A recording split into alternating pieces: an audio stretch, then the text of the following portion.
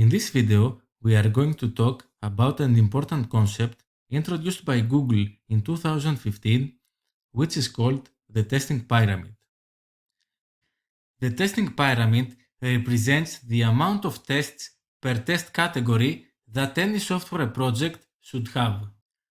As you move up in the pyramid, your tests are getting larger, but at the same time, the number of tests, which is represented by the width of the pyramid, is getting smaller. As a good first guess, Google often suggests a 70-20-10 split. 70% of your whole testing suite should be a part of unit tests, 20% of integration tests, and 10% of end-to-end tests. The exact mix will be different for each team and each project, but in general, it should retain that pyramid shape.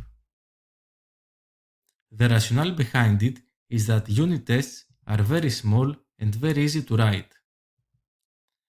They are also able to run very fast since they do not require the whole application to get built and installed in a device. It's a matter of milliseconds to run any unit test.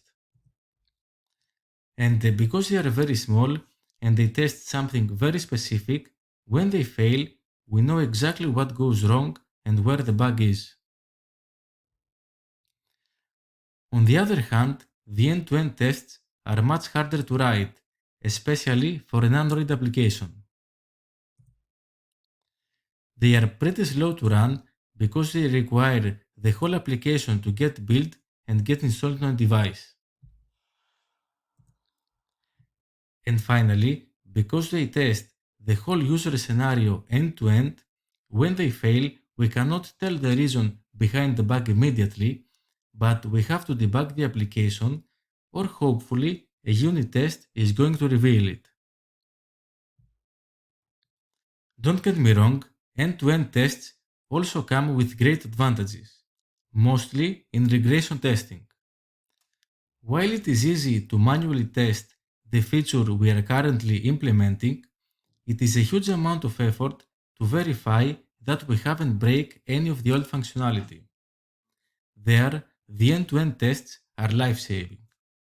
They are the best tool to verify that the latest release did not break previous functionalities and that the users are going to receive a functional application. So they are always necessary on every project.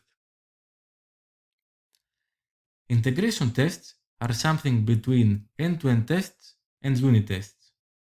So what I would like you to keep from this video is that it is recommended to use Google's testing approach to guide your project testing strategy.